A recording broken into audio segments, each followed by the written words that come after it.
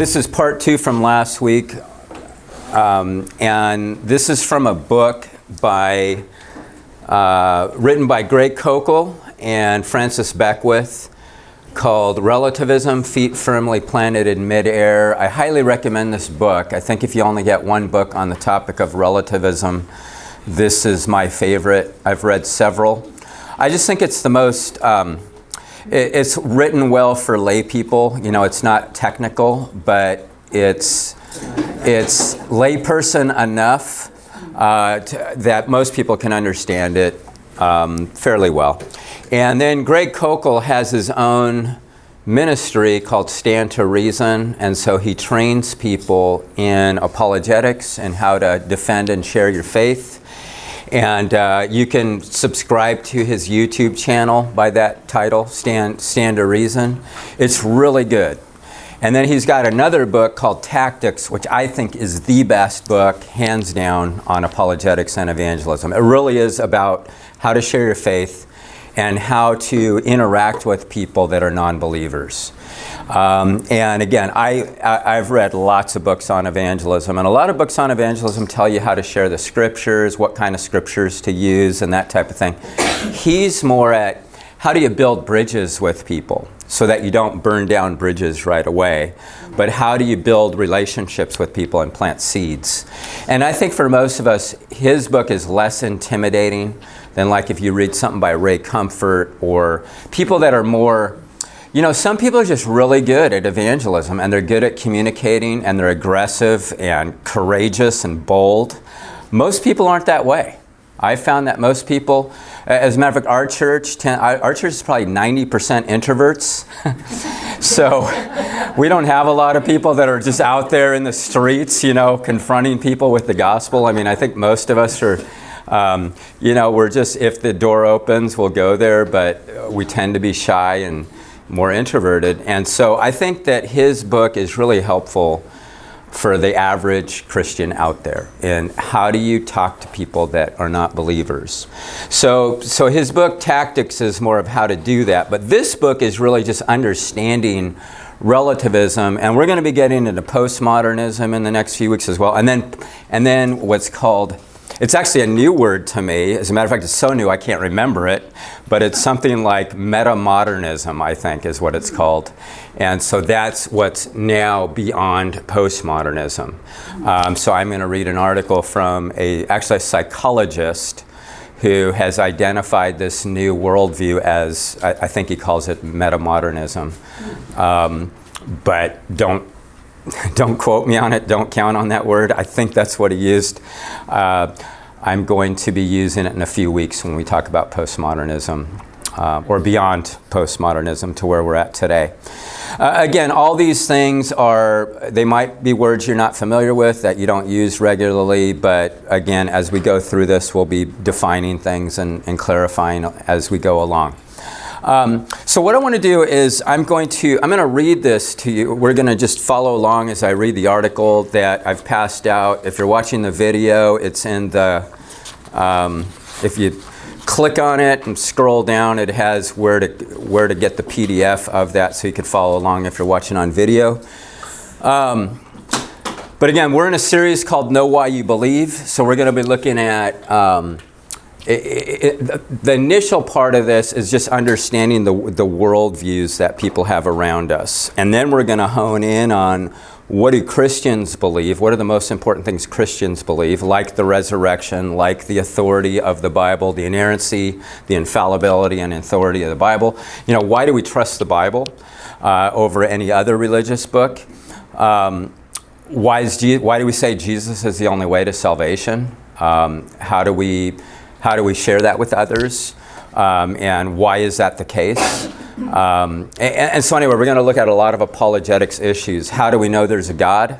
You know, what kind of evidence is there for the existence of God, and so forth.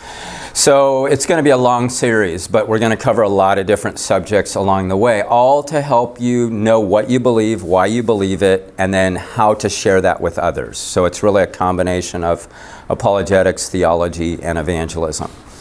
But again, we can't really understand people today if we don't understand where they're coming from And where most people are coming from is what's known as moral relativism. That is that what's true for you may not be true for me. And so in other words, that means that people believe there's no such thing as objective truth. An objective truth is something like when you go to school and you study math, I still don't know of a math professor that will say 2 + 2 = 6. So if you want to believe 2 + 2 = 6, moral relativism doesn't work in that environment. Because if you put down on the math test 2 + 2 = 6, you're going to flunk. Why? Because according to math, according to objective truth in math, 2 + 2 = 4. It will always equal 4. It doesn't change. Now, as Christians, we believe that God, our Creator, doesn't change. So when He designs things and He establishes rules and laws, they don't change. We change, and we change the rules, and we change the laws, but that doesn't mean they're true. So if our Creator established boundaries, moral boundaries, it's at our peril to ignore those or deny those or go against them. And that's what we believe as Christians. But again, we're the minority in our culture. The majority in our culture believes that there are no moral absolutes. So who controls what's right and wrong? Those with the most money and the most power. Okay? It's not about truth. It's about who has control. That's what it's about. So that's the ethos we live in. That's the culture we find ourselves in. And so in order to share the gospel with people like that, hey Johnny, we've got to be able to understand where they're coming from. Okay, so last week we did sort of an intro to relativism. This week we're going to focus more on some tactics of how do we handle people like this? What do we say to people like this? So today we're going to look at 4. And as we go along, we're going to be using Greg Koukl's book, Tactics, a lot, and the different things he talks about, because I just find they're really helpful and they're easy to use. And it's like anything, if you practice it, if you do it, the more you evangelize, the better you get at it. The more you interact with non-believers, the better you become at interacting with non-believers. The more you know your stuff, the more confident you are. So hopefully this class will provide you the tools, the resources that you need. But again, if you don't use it, so what? You have to use it. You have to get in conversations with people. You have to talk to people. You have to interact with people and use some of these principles in order for them to be helpful. Okay, so let's go ahead and start on page 1 at the top. And again, this is from a chapter in the book, Relativism, Feet Firmly Planted in Midair. The title of this chapter is called Tactics to Refute Relativism. So, how do we refute a moral relativist? Okay, somebody who thinks that, hey, you can believe whatever you want, but don't push that on me. And if you think that's true for you, but my truth is different than your truth. Again, that's not objective truth. They're saying that when it comes to morals, there are no standards and there are no absolutes. Okay, now that has all kinds of problems, all right? But that's the world we live in. Okay, that's what you watch on the news every day. That's what you see in the papers, the movies, the TV shows, everything. It's all moral relativism today. Okay, so he starts out and he says, when we reflect carefully on the tenets of relativism, again, this is Greg Koukl writing, and consider the incredibly high price one has to pay to be a consistent relativist, we ask, could anyone believe this? Who could live this way? And the answer is no one can live this way. People can talk this way, but they can't live this way. Okay? Now, just to give you let me time out here for a second. Just to give you a really simple example of this. When you came here today, how many of you had to stop at a red light? Okay, did anybody have to stop at a red light? How many of you ran a red light? No. Okay, Glenn. Okay. I'm on a bike. Okay. Why did you stop at a red light? Because it's the law. Yeah. No. And you might hit somebody if you don't, or they hit you. Okay. Yeah, even though it's the law, there are laws we break. Like, I break the speed limit all the time. I'm just honest about it. I do. I have a major lead foot. I like to go fast. I hate going slow. It's probably the hardest thing for me to do in life is to go the speed limit.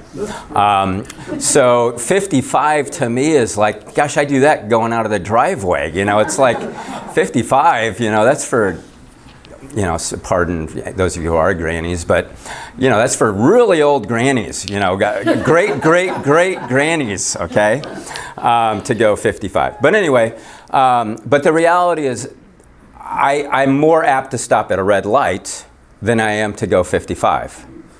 Because the red light poses a little bit more danger to me than going 60 or 65 or 80 or whatever. Again, because it seems like you're more in control. Where when you get into an intersection, there's 4 people in that. The potential for an accident is greater at a stoplight. So if everybody's like, well, what's true for me is I go on red and I stop at green.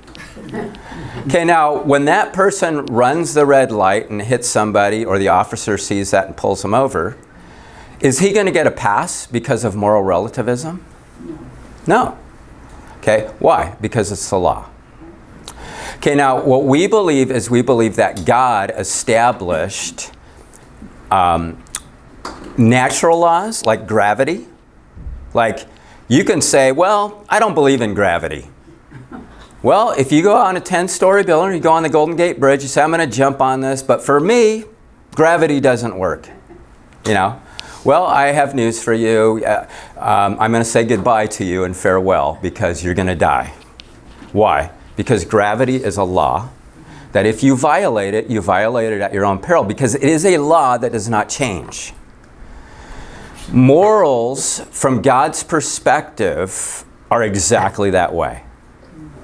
If you're male or female, Dana and I just watched a tragic show last night. It actually has a good ending, but it's still tragic to some extent, of a girl who believed she was a boy, transitioned to a boy at 17, went through the hormone treatment, got testosterone, had a double mastectomy, and basically she talks about the horrific ramifications of all of that. Fortunately, she came to know Jesus Christ as her Lord and Savior, and now she does not identify as trans, she identifies as in Christ. And she's doing the best she can to live as a woman the way God made her. Now, in our culture, she's not going to get airtime. She's not going to be, they're not going to interview her on CNN, CBS, NBC. I don't even know what the shows are anymore. But she's not going to be invited to a talk show to be able to talk about how Jesus changed her life. They're going to continue to promote transgenderism and normalize it. And meanwhile, people that have sex changes, people that go through that and go through the terrible ramifications of a woman having all this testosterone that makes you angry and aggressive, and on and on. What happens when you don't do things God's way, the way God designed them? It never works. It doesn't work. And our culture just keeps promoting it, elevating it, and what we have is a total mess. We have the destruction of marriages, the destruction of families, the destruction of male as male, female as female, and it keeps getting destroyed and annihilated. And the enemy loves it. Satan is having a party. He's having a field day. And I just want you to know that the advantage we have is we have the truth. And the truth works. And it works for everyone. And if you go against it, it's at your own peril. And so as we go through this, I just want you to know that you can't force people to believe the truth. But we have the advantage of living out the truth. And when you live out the truth, it works very well. And it's a model for people. And so when God designs things and we go by His design, it works, and it's a good model, and it stands out. And that's why the church is called to be different than the world. The church is called to be biblical and stand out from the world because it works. and it works exactly the way God designed it to work. And so we're talking about marriage, in the worship service, and we're talking about principles of marriage, foundations of marriage, things that God designed for marriage. And again, if you go against that, it's at your own peril. It's at the own destruction of your marriage if you go against it. So I want to make the case that as we're looking at moral relativism, there's a lot of good cases to be made, and Greg Kokel is going to make these, and we're going to make these along the way. But ultimately, I just want you to know that people oftentimes need to bang their head against the wall a few times till they realize, oh, banging my head against the wall actually is painful, and there must be a better thing to do with my head than banging it on the wall. So you can explain truth, you can model truth, but a lot of people have to bang their head against the wall. And that's just the way it is, okay? But you don't have to bang your head against the wall. Okay, you can hear this and say, oh, this is true. This is objectively true. This is true for everyone. And this is true for me. And I'm going to do it this way. And your life is going to be much better as a result. And you're going to stop banging your head against the wall. So let me continue. He says, no one can live this way. People can talk this way, but they can't live this way. People can wax eloquent in a discussion on moral relativism, but they will complain when someone cuts in front of them in line. They'll object to the unfair treatment they receive at work and denounce injustice in the legal system. They'll criticize crooked politicians who betray the public trust. They will condemn intolerant fundamentalists who force their views on others. Yet, these objections are all meaningless in the confused world of moral relativism. Understanding this inconsistency is the tactical key to proving relativism wrong. The goal is to show that relativism is self-refuting and is such a serious affront to our moral intuition that it is impossible to live it out. So let's look at the first tactic in dealing with this. Tactic 1 is to show contradictions of relativism. Okay, any relativist, anybody who says that there are two truths or more than one truth on the same subject is wrong. They're wrong. At the outset, it's self-refuting. And when they say you're wrong, they're actually self-refute. It's a self-refuting statement of what they believe. So it's the easiest thing in the world to show the error of. Very simple. But again, we're surrounded by people that buy into this. Inconsistently as it is, this is what they propound. So ethical relativism is almost always self-refuting in practice. Virtually all relativists fall prey to what Alvin Plantinga is considered one of the top 5 philosophers in the world, and he happens to be a Christian. On any philosopher, you ask any philosopher, even atheistic philosophers, give me your top 5 philosophers, they will all name Alvin Plantinga. Okay, he's brilliant. And J.P. Moreland, who I studied under at Talbot, has trained, he's tried to train the smartest people to get MAs and PhDs in philosophy to go back into public universities and get theists in there, people who believe in God, rather than people who deny that there is a God. It's gone from 5% in the universities to 30% of the philosophers are now theists. And that's in large part to J.P. Moreland's strategy to get Christian philosophers back into the secular square. It's a great strategy. Hillsdale College, George Washington College, there's a few schools that are trying to do this, get media people, lawyers, journalists, into the public square that are believers that double study. They've got a degree from Harvard, and they've got a PhD from somewhere that teaches them a Christian worldview, and then integrating that in the secular culture. It's a brilliant strategy, but it's very challenging because all those schools are run, 90% of them are run by neo-Marxists.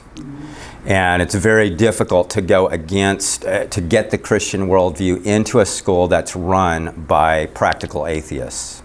So that's one of the challenges we face. But anyway, Alvin Plantinga, the 30%, of those 30%, about 20% of them got their PhDs under Alvin Plantinga's tutelage at Notre Dame. So he's not Catholic. He's actually a Christian who teaches at Notre Dame. And don't try to read him. Your brain will explode. I'm serious. I mean, I've tried to read a bunch of his books, and I've just given up. It's like, okay, he's brilliant. I don't get him. But I'm thankful that there's, 30% of the PhDs out there do get him, and they're promoting his ideas. So anyway, Alvin Plantinga says, he calls this idea of the self-refuting contradictions in relativism, he calls them a philosophical tar baby. And he's going to explain this in a second. So if relativists try to use certain objections against moralists, they get stuck on their own objections. And then he gives this example. Once I was explaining to a waitress in Seattle why I was there attending a theological conference. My comments about religion were all met with an approving nod until I said, when it comes to religion, people believe a lot of foolish things. A shadow of disapproval crossed her face. Well, that's an impressive view, she said. Not letting people believe what they want to believe? Much can be said about this remark. For example, notice how to her judging a view foolish was a compromise of liberty, forcing my beliefs on others. I ignored that problem, however, and I zeroed in on a more fundamental flaw. So you're saying I'm wrong then? She balked, not wanting to appear intolerant. No, I'm just trying to understand your view, she said sweetly. I couldn't suppress a chuckle. Be honest, admit it, I said, grinning. You think I'm wrong. No, I don't. If you don't think I'm wrong, then why are you correcting me saying I'm oppressive? And if you think that I'm wrong, then why are you oppressing me? At a loss for words, she changed the subject. Okay, and again, it's very simple.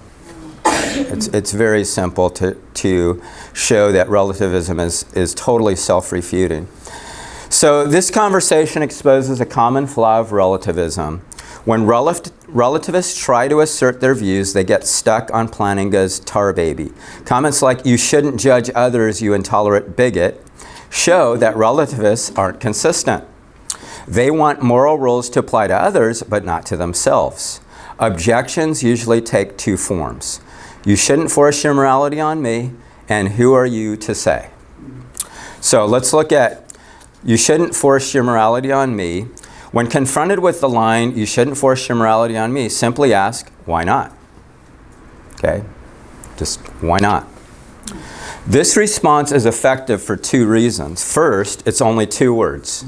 Okay, it's easy to remember. Okay, why not? It's simple and easy to remember. Second, it makes the one challenging you to justify their objection, putting the ball back in their court where it belongs. He's going to have a hard time explaining why you shouldn't impose your views without imposing his morality on you. This forces him to state a moral rule while simultaneously denying that moral rules exist. This same tactic is played out in the following short dialogues. You shouldn't force your morality on me. Why not? Because I don't believe in forcing morality. If you don't believe in it, then by all means don't do it. Especially don't force that moral view of yours on me. Okay, so again, very quickly, you're showing that person that they're being inconsistent and that they're being intolerant. So the media does this every day. The media is propounding moral relativism every day. Every day, every second of every day. Throwing it in our face every day. And if you're there, if you're in the studio, you could say, why should I believe you? And then let them defend themselves. You know, most of our evangelism does not have to be an offense of what we believe. It just has to question what the person is saying, because anything the person's saying that isn't true will ultimately contradict itself. But you have to get them to do that. You have to get them to see it. They're the ones that have to defend it. If I come across an atheist, actually what anybody believes, but let's take an atheist. An atheist tells me, I don't believe in God. And I ask them, tell me about the God you don't believe in. Okay, now immediately they now have to defend. They say they don't believe in God. They have to defend why they don't believe in God, and they have to describe to me this God they don't believe exists. I don't have to do any work. They have to do the work. So now that person has to say, and this is what they usually say, well, I don't believe in a God that allows all these disasters and evil in this world. And I say, does God do the evil? And that always stops them in their tracks. I say, who did the shooting? Who's doing all the shootings? You know, these 190 shootings, mass shootings that have happened this year so far. 190 mass shootings. Is God doing that? Okay, and see what I'm doing is I'm getting them to think. They're honestly what they are is they're angry at God. They're suppressing the truth they know about God. But really, God's not the one that's doing the shooting. This is evil people that are doing the shooting. If you want to be mad at somebody, or you don't want to believe in something, well, first of all, how do you even know there is good and evil? Again, what I do with anybody I witness to is I just keep asking them questions. I never give an offense. I never say, Jesus loves you and has a wonderful plan for your life at the outset.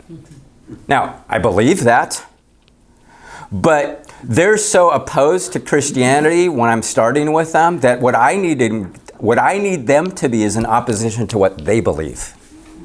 They're not going to listen to me until they get, gosh, what I believe really is lame. I don't really have good reasons for why I believe what I believe. And you know what? We have the advantage as Christians because we believe the truth. Anybody we're talking to is at a disadvantage because whatever they believe is false.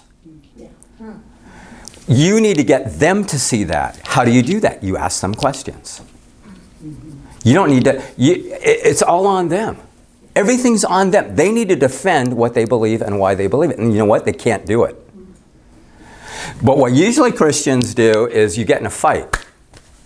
You're like, well, God's word says this, and you want to lambast them with the word, and you want to, the bigger the Bible, the better. You just knock them over and say, this is truth, boom, And honestly, that doesn't work very well. I mean, I talk about this all the time, and I'm ashamed to say it, but again, I think I was 20 years old. We were out doing evangelism, and we were inviting people to an event, but we were doing door-to-door evangelism in Portland, Oregon, and it was safer then than it is now, and it wasn't as crazy back then. But anyway, so we're doing door-to-door, and this lady opens the door, and she says, I said, we're out here telling people how they can know Jesus personally. Would you be interested? And she says, no, I'm not interested. I go to the Christian Science Church. I'm a member of the Christian Science Church. And I knew a little bit about Christian Science. And so one of the things Christian Science teaches is that there's no such thing as pain and suffering and evil. So we talked a little bit, and I said, is it true? I asked her a question. I said, is it true that you believe there's no such thing as pain? And she said, yes. And I kicked her in the shins. Okay, now I would never do that now. Okay, but I'm 20, and I'm a zealous Christian. And it's like, that's, when I heard her say there's no such thing as pain, I'm like, that's the stupidest thing I've ever heard. So I kicked her in the shins. That works. Now, I don't recommend that strategy of evangelism, okay? I look back on it now, and I just can't believe it. Now, that's funny, but what's also interesting about it is she said, ouch. Which, again, the smart aleck in me, why did you say ouch if there's no such thing as pain? I've never heard anybody say ouch to something that's pleasurable. Well, at that point, she wanted to hit me. And it was pretty soon time for me to leave. Now, again, really bad evangelism tactics there, okay? I've often thought, though, what I also found out before I left, that her son is Gordon Fee. And Gordon Fee is one of the top New Testament scholars in the world. Oh, wow. So I often wonder if she ever shared with her son about this crazy Christian that kicked her in the shins. But It would be so cool if I see her in heaven. Yeah.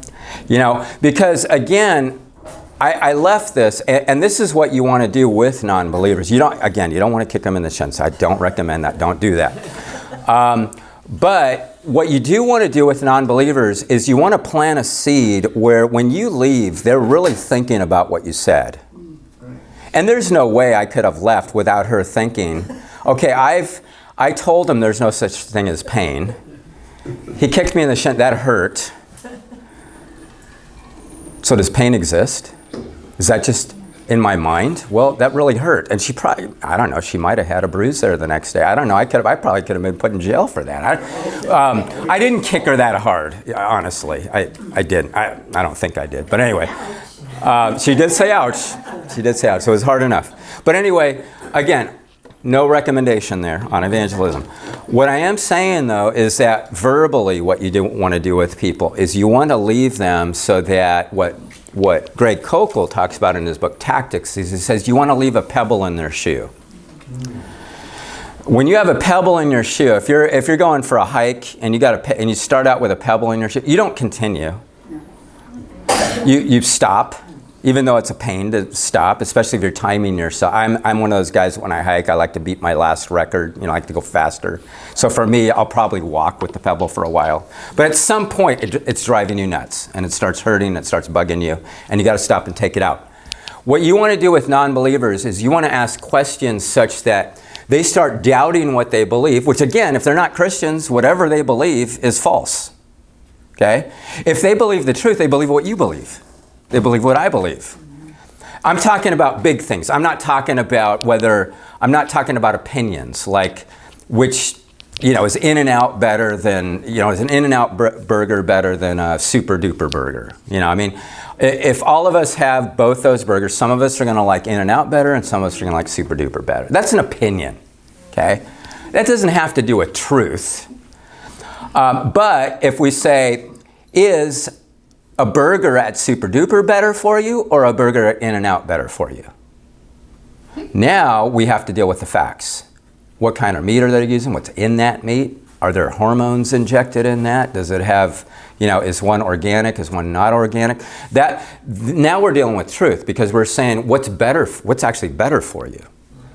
Okay, but again, for non-believers, they're mainly operating on opinions. And what we want to do is we want to go from the opinions they have to what's true. Okay? We all have opinions. Is Christianity better than Buddhism? Okay, what's your opinion on that? Well, people have opinions on that, but again, what it comes down to is what's true. Are there true things in Buddhism? Yes, there are.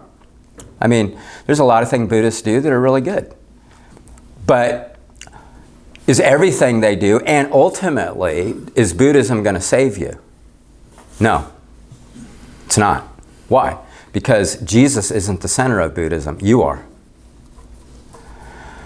The ultimate life from the enemy is you're the center of the universe, not God. It's about you, not God.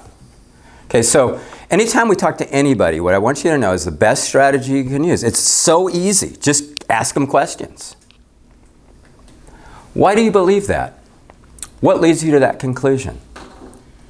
If somebody tells you, I don't believe the Bible because the Bible is full of myths and fairy tales, ask them, have you read the Bible? First of all, most of them haven't. So then I'd say, I'd encourage you to just read the Bible, okay? Before you say something like that. Because I find out what they're into. Let's say they're into ballet. Okay, I remember talking to a girl on the beach about this once when I was a high schooler. She said, she said, the Bible's full of myths. And I said, okay, have you read the Bible? She said, no. And I go, what are you into? She said, I'm into ballet. I said, that'd be like me telling you something about Baryshnikov. Okay, I just watched White Nights or whatever, and Baryshnikov was the big ballet guy. I say, all I know about Baryshnikov is what I saw in that movie. I know nothing about ballet. So if I were to say to you, Baryshnikov stinks, he's the worst ballet person I've ever seen. Okay, I don't know what I'm talking about. And she knows that. But she doesn't know what she's talking about. So what you do is you turn it on them to defend what they just said. All people are doing is regurgitating slogans that they've heard. Everybody, I guarantee that everybody in Marin, 90% of the people in Marin think Christians are homophobic. Okay, I'm not afraid of homos. Okay, I love them. I want them to know Jesus. I want anybody who's lost to know Jesus. I don't hate them. If you ask me what I think about homosexuality, I just think it's people want, like all people, want to be loved. Unfortunately, they're going about it in a way that they're never going to find true love. They're going outside of God's design, and because of that, they're just going to continually be searching and looking and trying to find, and they're going to come up wanting. And they need Jesus. Okay? Now, I think that's more loving to say than, oh, that's fine. Because if I say, oh, that's fine, they're on their way to hell. And there's no way out for them. So it's not wrong to challenge what somebody believes, because whatever that is that they believe is taking them on a one-way ticket to hell. And the only way to rescue them is to tell them the truth. Why? Because it's objectively true for them and for you, for everyone. If there really is a hell, and everybody's going there who rejects Christ, that's a very important truth to be able to warn people of. I think it's very loving. It's no different than if I'm a doctor and I find a lump on your brain, and I see that from the x-rays, and instead of telling you, it's like, oh, well, I'm more concerned about loving this person. I don't want to give them bad news. Well, that cancer's, it could, not that it always does, but it could have the potential to kill them. And the loving thing to do is, I'm sorry to tell you this, but you have a tumor and it's cancerous. And I've seen these before. They're fast moving, and if we don't operate, you're going to die pretty quick here. That's the loving thing to do. Is that good news for the person? Well, in one sense it is, because there's a possibility that you could treat it and the cancer goes away. Now, for a non-believer, it's loving to warn them and tell them the good news. We can't force them to do it, just like a doctor can't force somebody to have surgery. But I think you owe it to them to warn them. Say, this is what could happen. This is what most likely is going to happen if you don't do this. Well, we know that anybody who's outside of Christ is on their way to hell. So if you love anybody at all who's on their way to hell right now, it's unloving for you to not warn them about it. Not just warn, you don't just warn them, you got to give them the good news too.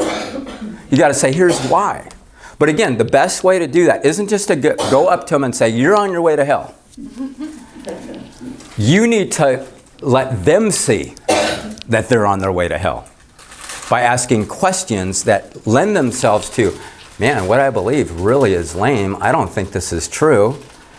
And what always happens when you do this, if you're a good question asker, is it ends up getting to the point where they ask you, wow, I guess what I believe is pretty lame. What do you believe?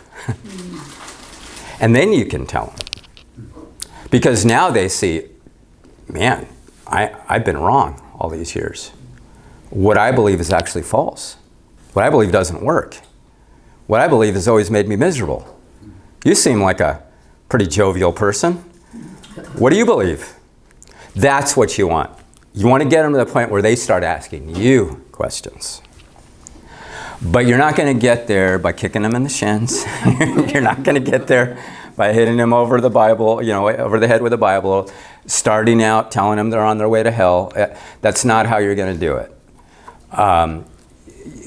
And when you ask questions, it's non-threatening. But then they have to articulate what they think, which most people, by the way, in our culture, don't do at all.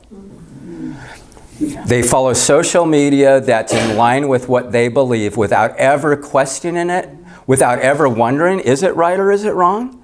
What are the ramifications of this? All these people that are detransitioning, why didn't anybody tell me about what testosterone does to you mentally? as a woman?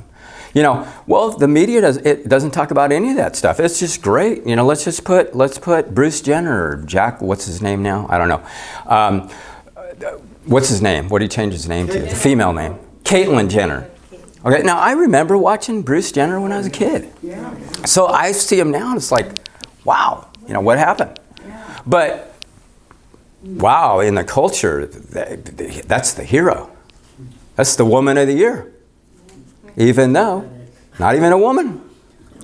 Okay? Well, that's the culture we live in. And we need to question that. We need to ask questions of those people to defend their position. You know what? They can't do it. They can't do it. That's why when you argue with a liberal, in any sense of the term, whether it's anti-supernatural, you know, a liberal that doesn't, a liberal theologian who doesn't believe in the resurrection, they still have to defend why they don't believe in the resurrection. And they're going to have a hard time because the evidence is so solid for the resurrection. They're showing that they have an anti-supernatural bias, and their premise is there can't be the supernatural, so it's got to be another explanation. But then the explanations they give aren't good. Why? Because they're wrong. So don't let people get away with critiquing what you believe or what you stand for. Let them defend what they believe. They can't do it. Does this make sense? Okay, this is really important. I think this is the best strategy for evangelism and apologetics. With anybody that's lost, it's super easy. You can even do it at a party. You can do it when you're surrounded by a bunch of pagans. And most people we are surrounded by today are pagans in the literal sense. Okay, they hold to paganism. And we'll define that at some point. But when you're surrounded by that, it's really easy to deflect whatever objection they give to you by asking them questions. Let them defend what they believe and why they believe. Now, I'm going to say this over and over again because you need to get in the habit of doing this. What we want to do is we want to tell people what's right, tell people what's wrong, and immediately they get on the defensive, and now we've got a barrier. Okay? So, way better to ask questions. That's why everybody, I think, man, if you get one book, get Greg Koukl's book, Tactics. The 10-year anniversary edition, because it's 40% larger than the first one. And it's just a phenomenal book that shows you example after example after example after example of how to bring up Christianity among pagans in the world today. Okay? So how to get to first base with a non-believer so that they'll actually ask you questions. And they're going to start pursuing the truth because they've themselves have seen that they can't answer the questions you're asking because what they believe is false. Okay, let me continue.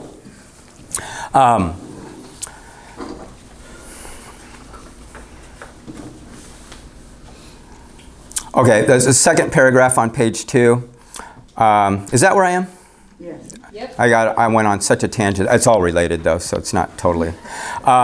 You shouldn't push your morality on me. I'm not entirely sure what you mean by that statement. Do you mean I have no right to an opinion? You have a right to your opinion, but you have no right to force it on anyone. Is that your opinion? Yes. Then why are you forcing it on me? But you're saying that only your view is right. Am I wrong? Yes. Is that your view? Yes. Then you're saying only your view is right, which is the very thing you objected to me saying. Don't push your morality on me. Why? Don't you believe in morality? Sure, but I believe in my morality, not yours. Well then, how do you know what's moral? I think people should decide individually. That's exactly what I'm doing, and I'm deciding you're immoral. What's the problem? Live and let live is your value, not mine. You shouldn't push your morality on me. Correct me if I'm misunderstanding you here, but it sounds to me like you're telling me I'm wrong. You are. Well, you seem to be saying my personal moral view shouldn't apply to other people, but that sounds suspiciously like you are applying your moral view to me. Why are you forcing your morality on me? I use this tactic on a relativist who objected when I moralized about his personal choice of homosexuality. You can't push your morality on me, he charged. As a point of information, I responded, I'm the only one who can even talk about morality in this conversation and make sense because I believe in an ethical system that allows judgments. You're a relativist, so you can't even say my judgments are wrong.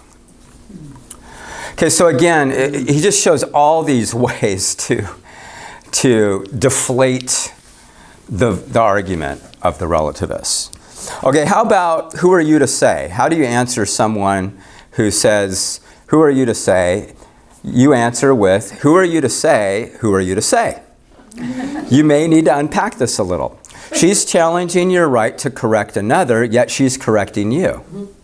Your response to her amounts to, who are you to correct my correction if correcting in itself is wrong? Or, if I don't have the right to challenge your view, then why do you have the right to challenge mine? Her objection is self-refuting. You're just pointing it out. The who are you to say challenge fails on another count. Taken at face value, the question challenges one authority to judge another's conduct. It says, in effect, what authorizes you to make a rule for others? Are you in charge? This challenge miscasts my position. I don't expect others to obey me simply because I say so. I'm appealing to reason, not asserting my authority. It's one thing to force beliefs. It's quite another to state those beliefs and make an appeal for them. The who are you to say complaint is a cheap shot. At best, it's self-refuting. It's an attempt to challenge the legitimacy of your moral judgments, but the statement itself implies a moral judgment. At worst, it legitimizes anarchy. Dennis Prager has accurately pointed out, quote, most of the problems with our culture can be summed up in one phrase. Who are you to say? Okay, tactic number 2, press their hot button. Now this one's really fun. So one of the simplest and most effective ways to refute relativists is to pick their hot button. Racism, animal rights, intolerance, gay bashing, feminism, etc. And then relativize it. This causes their moral intuition to rise to the surface, undermining their position. A 17-year-old high school student told me he'd been talking to a teacher who claimed that all morality is relative. How do I refute her, he asked. Steal her iPhone, I said. Okay, in situations like this, I explained, you'll learn more by her reactions than by her arguments. A belief is a propensity to act as if a thing were true. Our actions and, in some cases, our reactions are a guide to our true beliefs. A relativist's natural response when evil strikes close to home will usually betray her. She says she rejects morality, but in reality, she still believes in it. Her actions tell the true story. Betrayed by words. By the way, Democrat politicians are, if you look at how much they give in comparison with Republican politicians, it's absolutely insane how little they give. Okay? They make tons of money and give very little because they're very good at spending somebody else's money. Okay? Now, what is that? Well, they would say we do what we do to help the poor. Well, they help themselves very well. They don't help the poor. They keep the poor in poverty. Just study socialism and communism historically. And you have an elite, wealthy class that controls the poor. And it's just true. It's just absolutely true. I mean, just study history. That's all you got to do. Study economics. Study history. And you'll see that. But what's interesting is if you try to take anything from a socialist, like their iPhone, they're going to get upset with you. Okay? Why? Because they're relativists. And I'm just telling you, when you call people on the reality of what they believe with how they act, you can get pretty quick to the inconsistency. And it's just the way it is. Okay, it's just true. Sanctuary cities are a great example. Yeah. Okay, so our language is another key that reveals what we really believe. It's virtually impossible for relativists to talk in a way that is consistent with their beliefs. The words we use bear testimony to our deepest intuitions about the world. If you encounter someone who thinks he's a relativist, You can usually prove him wrong in 5 minutes when moral words like should creep into the conversation. When they do, expose the inconsistency.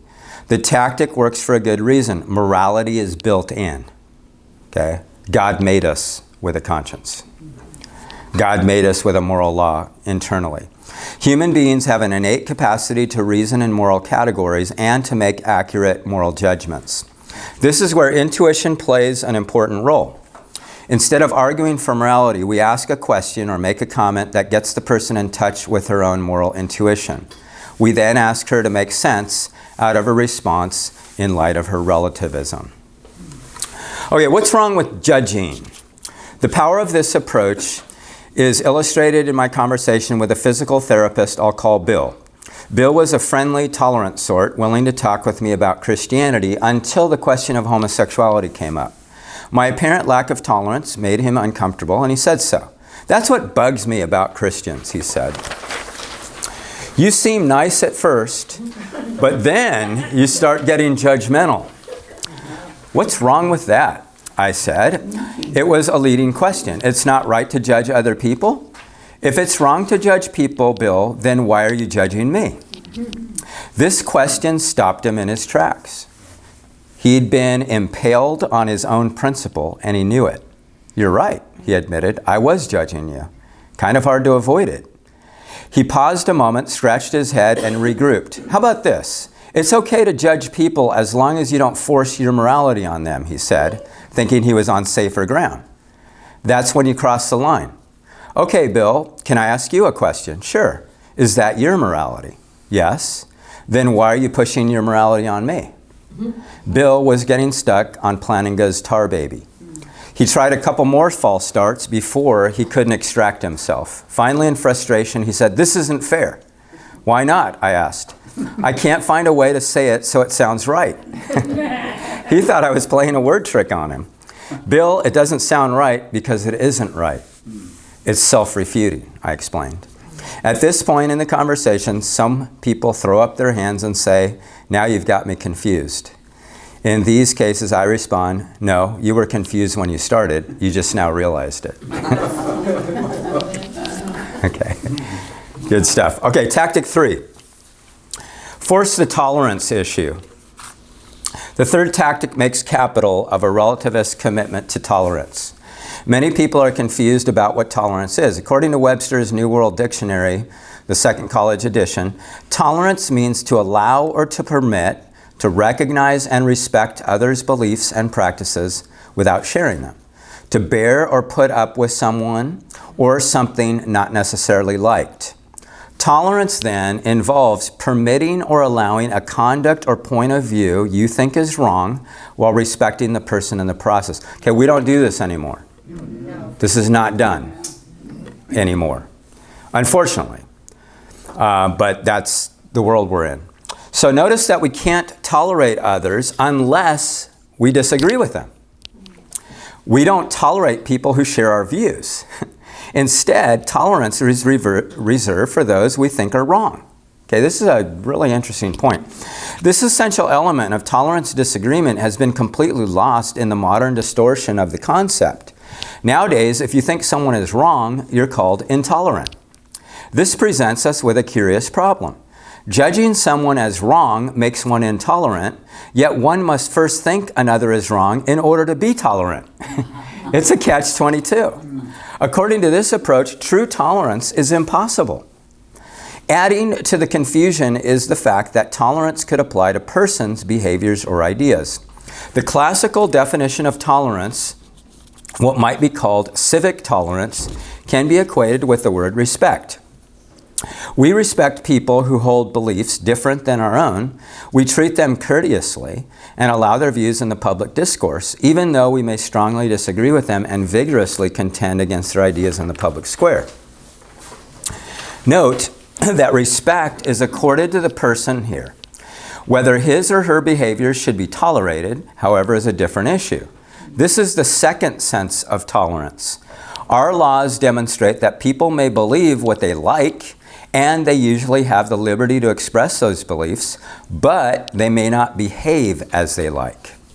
Sure, some behavior is immoral and a threat to the common good, and so is not tolerated by restricted by law. Tolerating people should also be distinguished from tolerating ideas.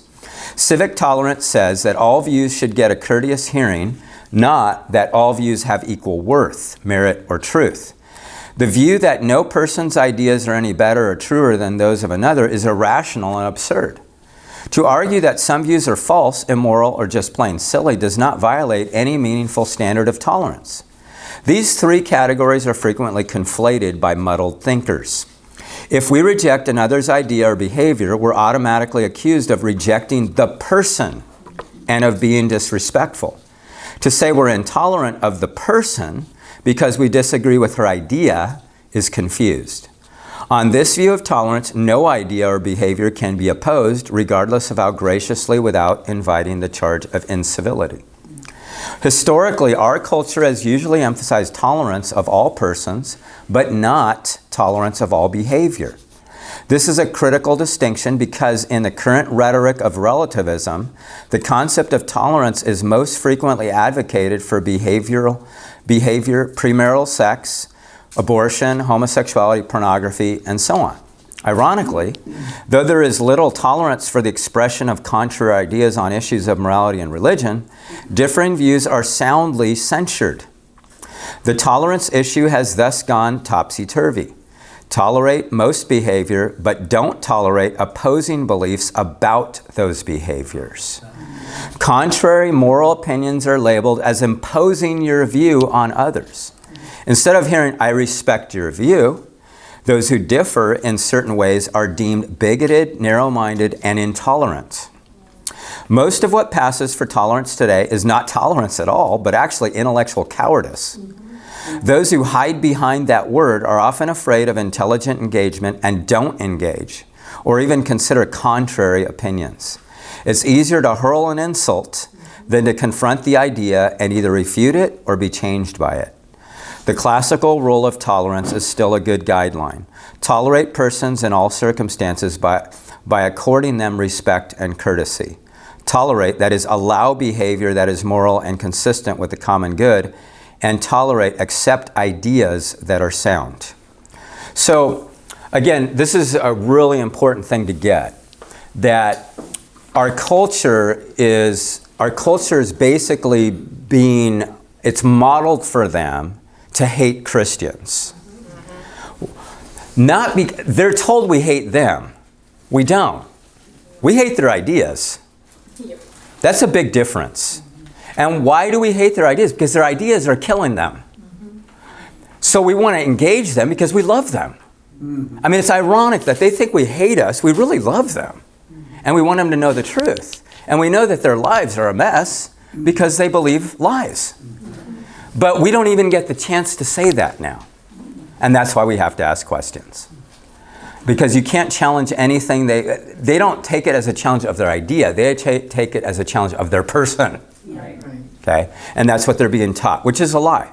And it's not true. But we need to get them to see that by asking good questions. Okay, the last tactic is have a ready defense. Taking the offensive is a key strategy when dealing with relativism. You'll have to answer some questions in the process, though, so be ready. Here are a few common rejoinders and some defensive maneuvers to use in reply. Whose values? One of the most common responses to a critique of relativism is whose values are right. In our experience, this may sound like a valid refutation of morality, but it's not. Rather, it's a sophisticated dismissal of the issue. The inference is that since true absolutes may be difficult to distinguish, absolutes don't exist. This mixes two distinct questions about absolutes. The ontological question, do moral absolutes even exist? And the epistemological question, how do we know what they are? These categories should be kept separate, however. Constructing a full classification of moral rules to live by is difficult. But foundational principles are obvious, and only one is needed to prove the case against moral relativism. Louis Poimon poses the question, so who's to judge what's right or wrong? And answers, we are. We are to do so on the basis of the best reasoning we can bring forth and with sympathy and understanding. He adds, we can reason and perform thought experiments in order to make a case for one system over another. We may not be able to know with certainty that our moral beliefs are closer to the truth than those of another culture or those of others within our own culture, but we may be justified in believing that they are. If we can be closer to the truth regarding factual or scientific matters, why can't we be closer to the truth on moral matter? The next objection is a variation of the first. What are they? A favorite ploy of professors whose relativism is challenged by students in their classes is to respond, oh, you believe in absolutes. What are they? When these professors raise the second issue, asking what the absolutes are, they think they have refuted the students on the first. In reality, all they've succeeded to do is change the topic. When instructors make a case for relativism in class, it's entirely appropriate to challenge them by citing the flaws listed earlier. When they promote ethical subjectivism based on cultural relativism, ask, how does it follow that if people have different points of view, then nobody's right? As we saw earlier, this is the error of society does relativism. But what do we say when a professor asks, if you believe in moral absolutes, what are they? We might offer that it's immoral to dock the pay of professors just because they're Jewish or African American or women or approve of homosexuals or whatever the current hot button happens to be. Chances are, though, if we suggest a moral absolute, they'll cite those who disagree. They may think they have made their case, but their reasoning is circular. They're only repeating the error we're challenging. It doesn't follow that if people disagree, then morals are relative. Both of these responses, though legitimate, miss the real point. The professor has changed the subject. She challenges us to defend our view, but we haven't expressed a view. She, however, is making a specific claim about morality and is sidestepping the challenge. The burden of proof is on her. We offer one possible response. Professor, it doesn't really matter what I believe. I'm not making the claim. You are. I may even believe as you do, for all you know. I'm just asking you to prove your point. I asked a fair question and you changed the subject, throwing it back on me. I'm not making any claim about morality, but you're teaching that morality is relative because you think cultures have different values. I'm simply asking if that works. So please tell me how your conclusion follows. Students should not be afraid to challenge their professors if they do so with grace and respect. Don't kick them in the shins. We may have good reason to believe that moral absolutes exist, even though we may not be able to list every one. All that's needed is one clear case example. And when challenged, professors will usually provide it themselves if their hot button issue is hit. Okay? Really good advice there. Okay, we're almost done here. Problems with intuition. Objections to moral intuition usually takes two forms. First, some relativists deny the existence of plain moral facts. They're willing, at least in discussion, to disavow the objective validity of such things as genuine evil, justice, fairness, honesty, tolerance, moral improvement, and the like. Frankly, we don't believe them. As we showed earlier, sooner or later, their conduct, reactions, or language will give them away. Spend a day with them, and dozens of examples that belie their apparent commitment to moral relativism will surface. What do they teach their children? Remember, our actions betray our two beliefs. Every time relativists speak or act in a way that implies a moral judgment, expresses a moral rule, or provides moral education, they violate their own view. But if relativists are consistent, there's another problem. Those who deny all morality are twisted and a threat to society. On their view, the worst that could be said of Charles Manson is that he had a bad hair day, or of Jeffrey Dahmer that he had an eating disorder. Okay.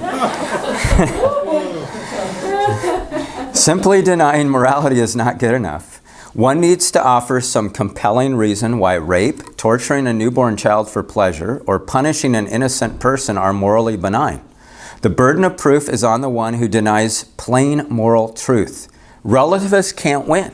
If they deny moral intuition, they're either lying, fooling themselves, or are sick and need help. A second approach some take is to offer a competing set of moral intuitions. I have mine, they have theirs. Therefore, morals are relative. This is the same worn-out fallacy of society does relativism trying to lift its head again.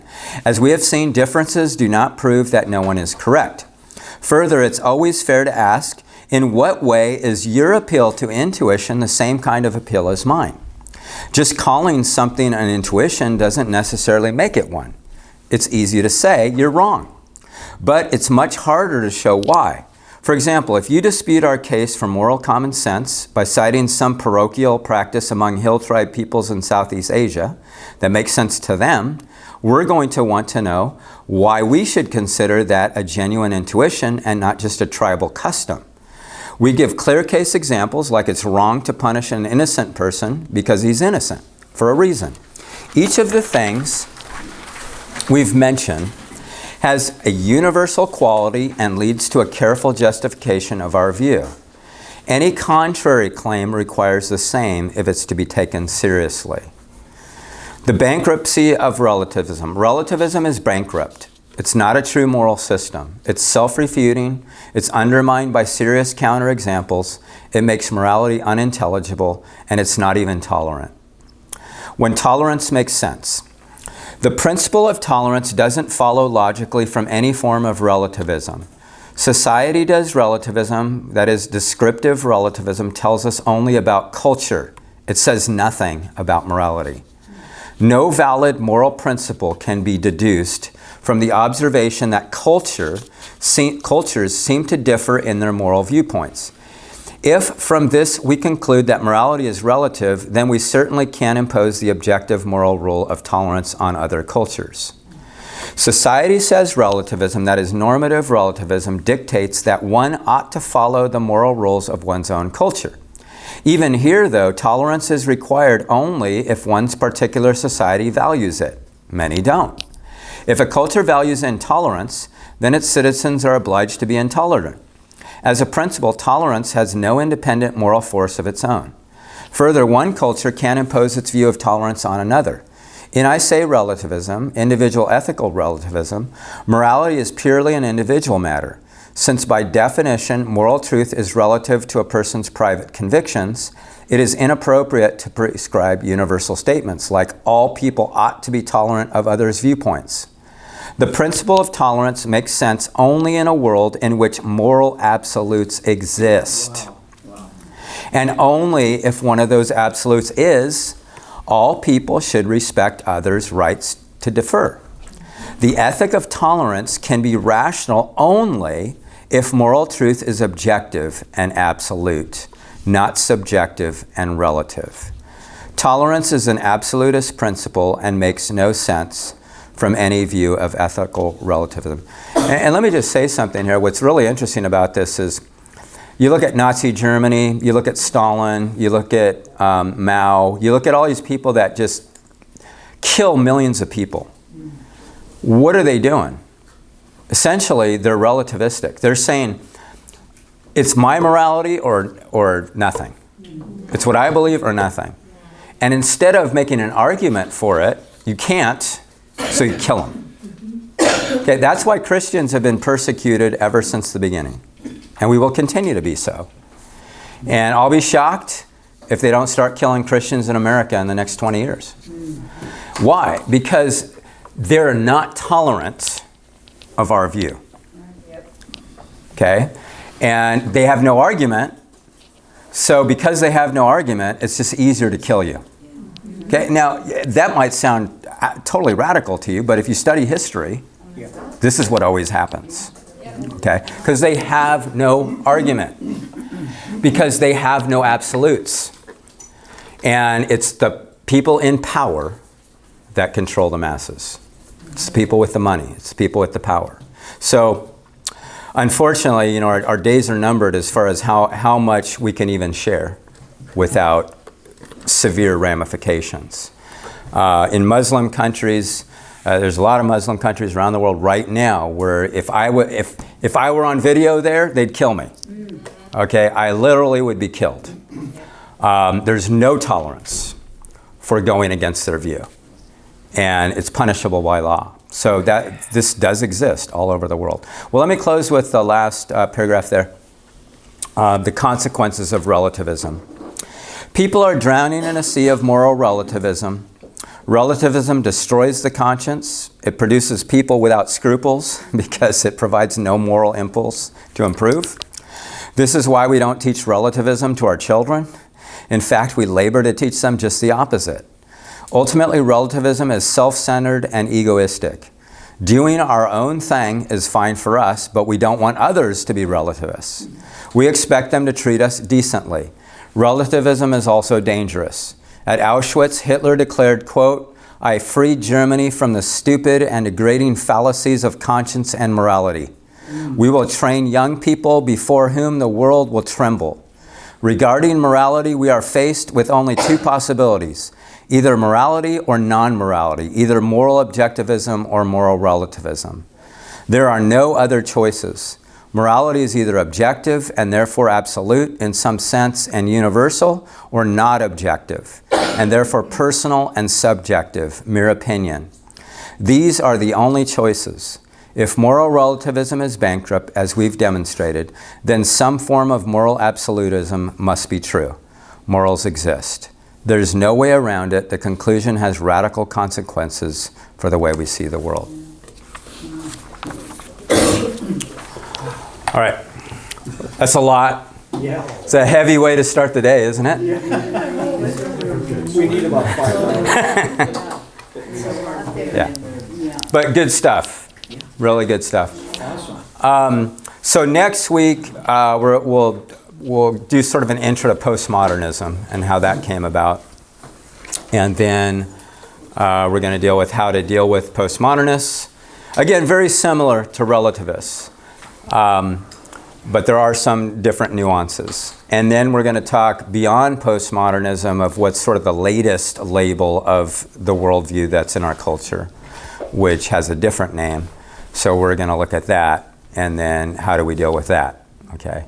But no matter what we're dealing with, again, the principle is, there's two principles I really want you to get. One is that you and I have the advantage because we have the truth.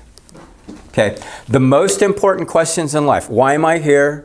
Where did I come from? Where am I going? What's the meaning of life? What's purpose? That's all answered in the Bible. We know that the Bible is divine, authoritative, infallible, inerrant revelation from God. It's true. So we can compare the Bible. It's like a banker. You don't need to tell a teller at a bank what's counterfeit money because they're so used to handling real money that they could see it and feel false, the counterfeit. Why? Because they know the real thing. If you know the real thing, we don't have to know what everybody believes. We're talking about it. We're trying to understand it. But again, we don't have to have all the answers. We just have to ask them questions to let them defend whatever they believe. If they're a New Ager, an atheist, an agnostic, a Mormon, a Catholic, anything they say they are, no problem. You don't even have to know what they believe. Just start asking them questions. Why do you believe that Catholicism is true? Do you think that being a Catholic is going to save you? If you were to die and stand before God today, and He were to ask you, why should I let you into heaven, what would you say? See, that's all you have to do. Just keep asking them questions. And what you'll see, they don't have answers. Anybody I've ever talked to, the smartest people I've talked to and the dumbest people I've talked to, it doesn't matter. They could have a PhD and have no answers, and they could be somebody that with a third grade education and have no answers. If they don't have the truth, they don't have answers. And so what they do is they just challenge you. And Christians just bite. You know, it's like, yeah, you're homophobic. And then we just start defending what the Bible has to say about homosexuality. Now, again, there's nothing necessarily wrong with that. But again, what do you mean by homophobic? You know, you say Christians are homophobic. What do you mean by homophobic? Again, keep asking them questions. And what you do is you get them finally to get to the end of themselves because they have no answers, and then they ask you, what do you think? And now you got them. Okay? Now you got them. So I think evangelism is incredibly simple. Now, as far as people being converted, unfortunately, we can't do that. Only God can do that. Only God can save people. And some people we're going to talk to, and they're going to be closed-minded and vicious and mean-spirited and whatever, and there's not a lot we can do except pray for them and, hope that God gets a hold of them someday.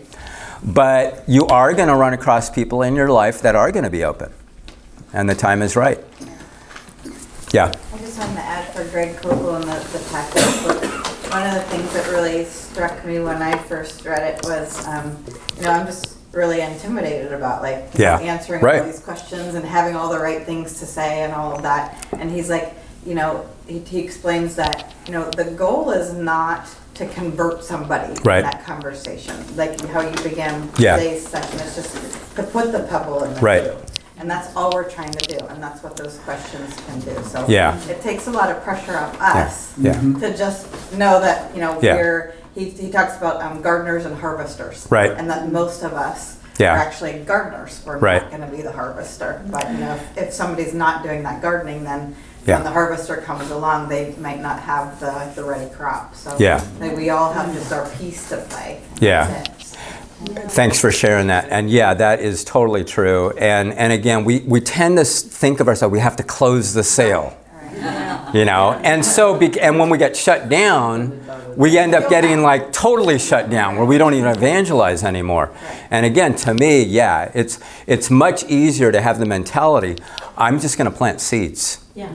And again, most people need to hear the gospel 7 times before it makes sense. That's what studies show. 7 times. So that means you might be the first one in those 7.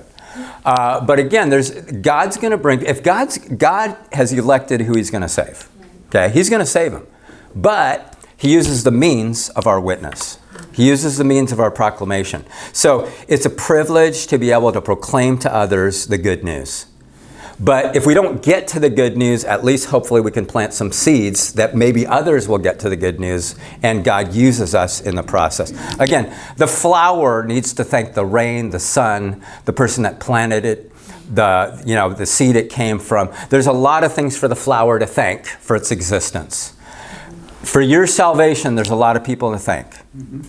You had people that prayed for you, you had people that modeled for you, you had people that taught you, you had people that shared with you, you had people that preached to you, and on and on. And ultimately, you're probably not even going to know all the people that were involved in your salvation until you get to heaven.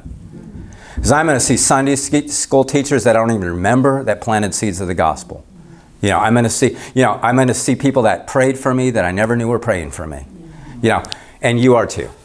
And so we're one link in that chain, but very important point. Yeah, Glenn. Oh boy, this is like a deep dive into the mire. I was totally on board. So hopefully not to end on a negative note, but one thing that really shocked me, and it's hard these days to get shocked, I'm hearing the guy that did a study on modern college textbooks, and they're out and out lies factually. And they're making a statement like Donald Trump is a sex predator, and just stating it as fact and misquoting. So it's and this thing of we've lost logic and we've lost facts. Right. And so the trap. You can also get caught here. You didn't talk about it much, but just people don't agree on the facts. And that's leading to, of course. No, in a public school today, it's bad enough in Christian schools. As a matter of fact, Greg Kokel, I just watched him last night, and he was asked. Somebody asked him, "Where would you send your kids to school?" And he said, "Well, I am sending my kids to school right now." He said there are only 2 Christian schools in the nation I would send my kids to now: the Master's College and Colorado Christian University. They're the only ones, they're the only Christian schools that have not compromised. Almost every other school has an equity diversity dean now, including Biola. And again, once you allow for any of that to infiltrate, once you bring lies into the truth, man, I mean, it's exactly Satan. Did God really say? Once you start questioning the truth and you start believing the lie, everything goes downhill from there. And unfortunately, Christian schools, by and large, and churches have capitulated to cultural relativism.